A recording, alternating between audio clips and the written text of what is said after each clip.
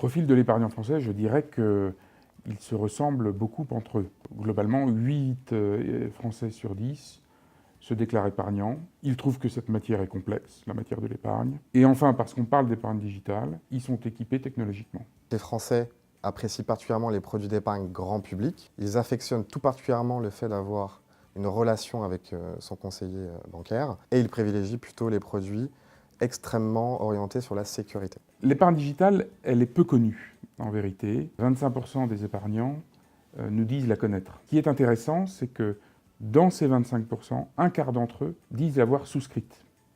Donc ça veut dire qu'il y a un taux d'adhésion qui semble être élevé. En revanche, si un quart la connaissent, trois quarts doivent la découvrir, ce qui ouvre un chemin important, significatif, pour les acteurs de l'épargne digitale.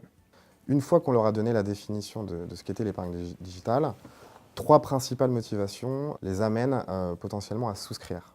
Le premier, c'est la réduction des frais, parce qu'effectivement, l'épargne digitale est jusqu'à 3-4 fois moins chère qu'une épargne traditionnelle. Le deuxième, c'est évident, c'est vu qu'il y a moins de frais, forcément on va proposer plus de rendement. Et enfin, le dernier élément, c'est la possibilité d'avoir des outils qui leur permettent d'avoir une gestion optimale de leur épargne. S'agissant des freins liés à l'adhésion de l'épargne digitale par les Français, finalement, on peut recenser trois gros challenges. Le premier, c'est qu'effectivement, l'épargne digitale gagne à être mieux connue. Le deuxième, c'est qu'elle doit inspirer plus de confiance. Et le troisième, ne surtout pas négliger l'accompagnement humain, qui est une des priorités aujourd'hui pour l'épargnant digital.